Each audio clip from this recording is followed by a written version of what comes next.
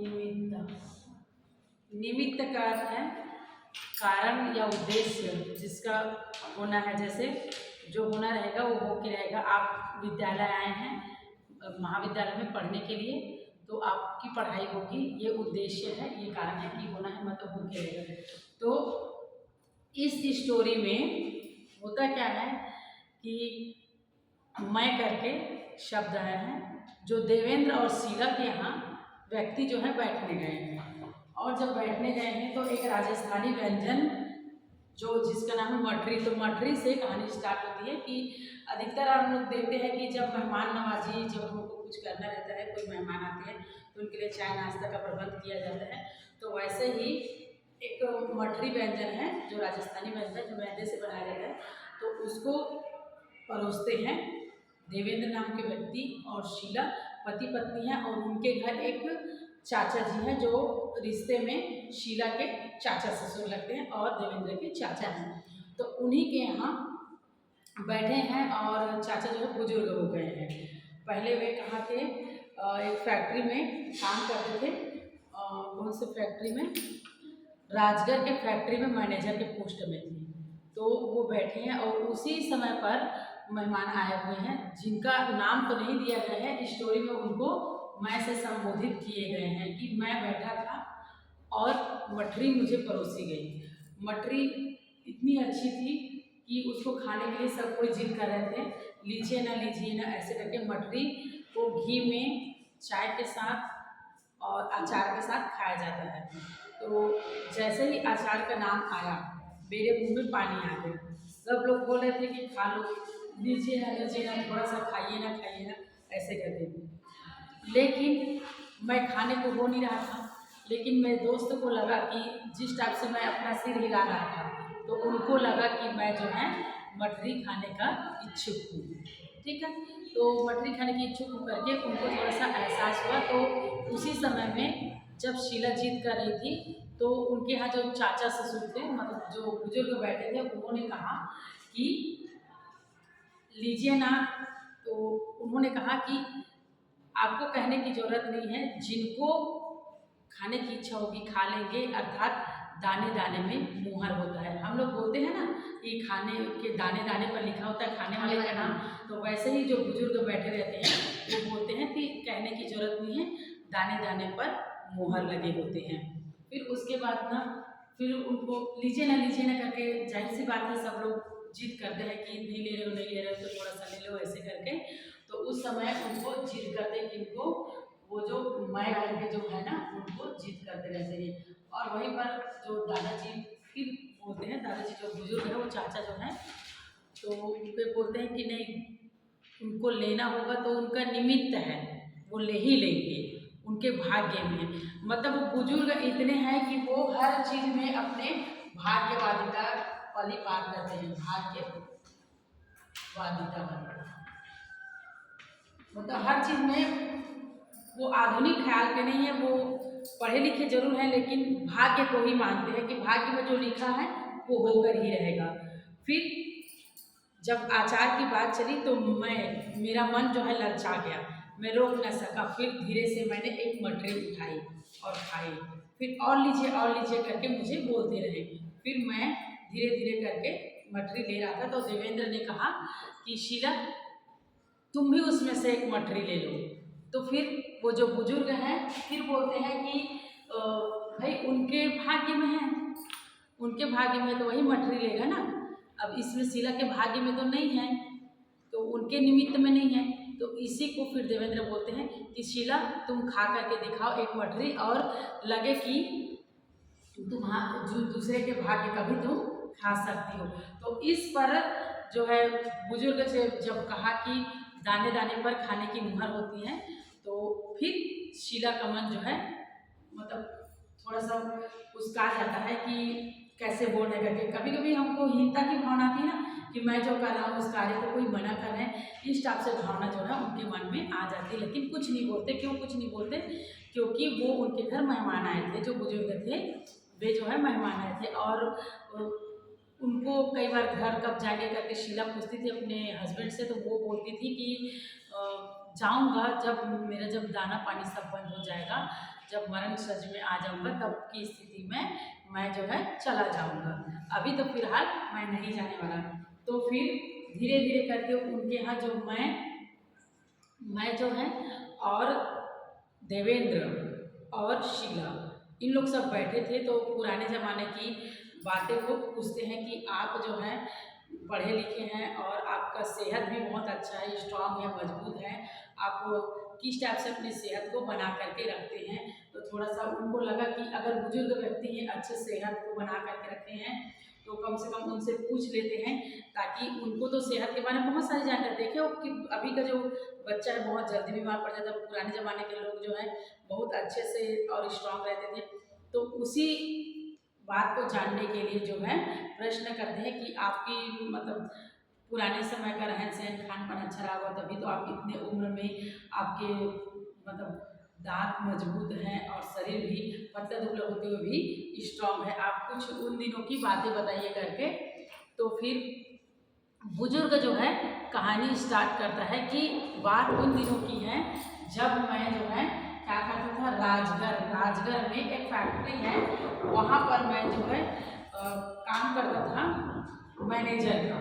तो मैनेजर का काम करता था। तो उस समय भारत पाकिस्तान वाला जो लाहौर वाला जो लड़ाई हुआ, जो पटियाला वाला, उस समय जो मेरा आंखों देखा हाल है मैं उसको बयान करता हूँ। ऐसे करके बताते हैं कि जब हिंदू मुस्लिम की जब लड़ाई हुई तो पटियाला में एक कैंप लगा था, पटियाला में कैंप लगा था। तो वहाँ पर मुस्लिम लोगों के लिए कैंप लगा था। और ये कैंप में क्या है कि जो भारत के जो मुस्लिम लोग हैं उन लोगों को पटियाला में भिजवा दिया जाता था। तो फैक्ट्री में जब मैं काम करता था, मैनेजर था, तो मेरे पास 2 कारें थी, फैक्ट्री की जो 2 कारें थी। तो उसी समय जो फैक्ट्री में जो और काम करने वाले मजदूर हैं उन लोगों ने क्या किए कि फैक्ट्री से बाहर दंगा हुआ।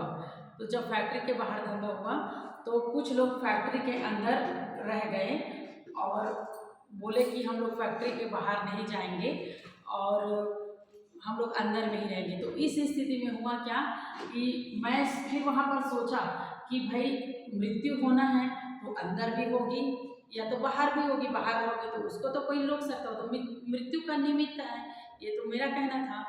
फिर इसी बीच में कुछ लोग अंदर चले गए और एक हमारे यहाँ कौन था, इमामदीन नाम का मिस्त्री था जो फैक्ट्री में 15 सालों से काम करता था। और वो मुस्लिम था और साथ ही साथ पतला सा देह और पक्की सी दाढ़ी और बहुत अच्छा आदमी था, इमामदीन नाम का आदमी। वो मेरे पास आता है और बोलता है कि साहब मुझे पटियाला भिजवा दीजिए, आपकी बड़ी मेहरबानी होगी, मेरे पत्नी और मेरे बच्चे लोग सब मेरा इंतजार कर रहे होंगे, ऐसे करके। तो मैं भिजवाने के पक्ष में था।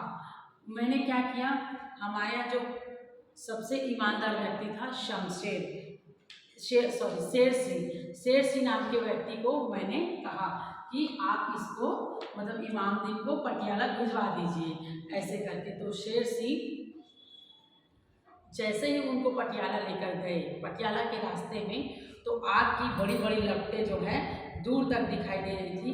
और मैं ये भी नहीं सोच रहा था कि इमामदीन जाते हुए मर जाएगा कि जिंदा रहेगा, ये भी ख्याल मेरे मन में नहीं आया, क्योंकि जो दंगा था वो बहुत ज़्यादा फैल चुका था, आगजनी का माहौल जो है लग रहा था।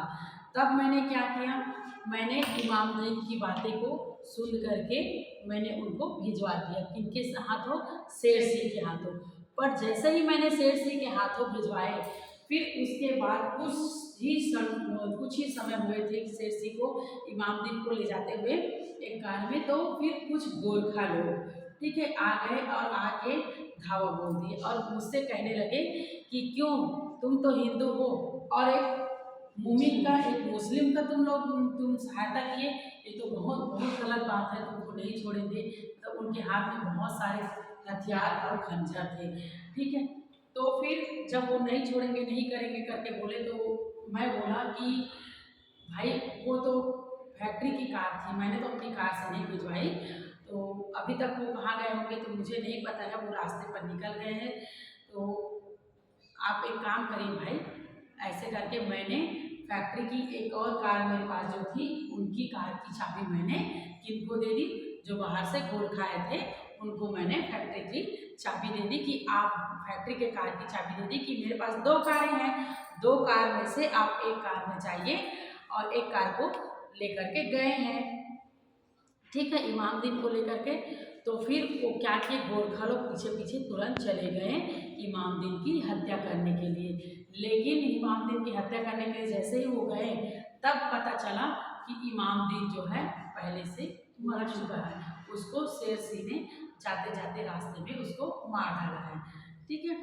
तो फिर उसके बाद वापस गोरखा जो है कार को वापस करने आए, तब उन्होंने कहा कि इमामदीन जो है मर चुका है। तो मैंने पूछा कि कैसे मरे, तब पता चला कि जो शेर शाह हैं वो आके सुबह बताए उन लोगों के समक्ष कि रास्ते में जाते समय जो शेर शाह हैं उन्होंने शेर सिंह हैं, उन्होंने क्या किए कि रास्ते में इमामदीन को ले जाते समय कार से उनको बाहर किए और बाहर निकाल करके उनके ऊपर खंजर से उनका गला काट दिए और गला काट के फिर मारने के बाद उनके ऊपर पेट्रोल डाल के जला दिए। फिर हुआ क्या कि उनके जो कपड़े थे उनको भी वहीं पर जला दिए। ऐसा करके सुनने में फिर लोग के मन में कौतूहल हुई कि तो बड़ी बात है, ऐसे करके फिर वो जो गोरखा लोग थे वो वापस आ गए, उनको संतुष्टि मिल गई कि हमारा जो काम है वो तो शेर सिंह ने पहले से ही कर दिया। तो फिर जो घर में जो चर्चा चल रही थी उन लोगों में से लोगों ने पूछा कि फिर आगे क्या हुआ करके, तब बताते हैं कि शेर सिंह ने उनको मारा नहीं था, वो जो है पटियाला पहुंच गए थे, अपने परिवार के साथ सकुशल थे। तब घर के जो देवेंद्र शीला और विमय नाम का जो था ना, वे पूछते हैं कि आपको कैसे पता कि इमामदीन की मृत्यु नहीं हुई है, क्योंकि पहले ही आपने स्टोरी में पढ़ा होगा कि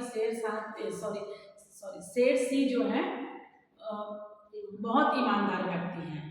तब शेर सिंह ने क्या किया था कि जब वो ले जा रहे थे पटियाला के रास्ते में, किसको, इमामदीन को, जब इमामदीन को ले जा रहे थे रास्ते में, तो जानते थे कि लोग उन पर हमला करेंगे क्योंकि वो मुस्लिम हैं और लड़ाई तो बहुत ज़्यादा फैली हुई थी, आगजनी हो रही थी।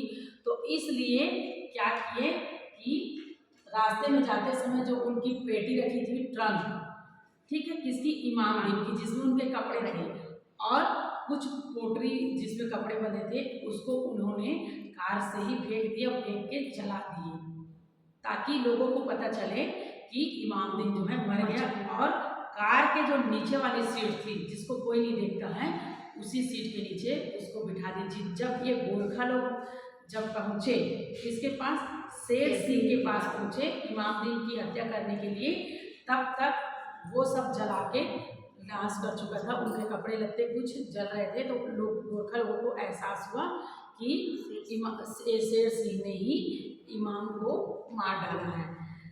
तब फिर पूछते हैं कि आप कैसे आप कंफर्म बता सकते हैं कि इमामदीन जिंदा है। लोग जो है देवेंद्र शीला और जो मैं जो बैठा है उन्होंने पूछा कि आपको कैसे मालूम कि वो जिंदा है। मुझे इस तरह से मालूम हुआ कि इमामदीन जो है पाकिस्तान में है और पाकिस्तान से वो हमेशा मुझे एक लेटर भेजते हैं कि आपका बहुत बहुत धन्यवाद, आपका हजारों धन्यवाद, आप नहीं होते तो मैं नहीं बचता, मैं अपने परिवार के साथ नहीं मिल पाता, आपकी वजह से मैं अपने घर परिवार के साथ मिल पाया हूँ और सकुशल से करके हर साल मुझे वैसाखी पर लेटर भेजते हैं। धन्यवाद, आपने मुझे सुना।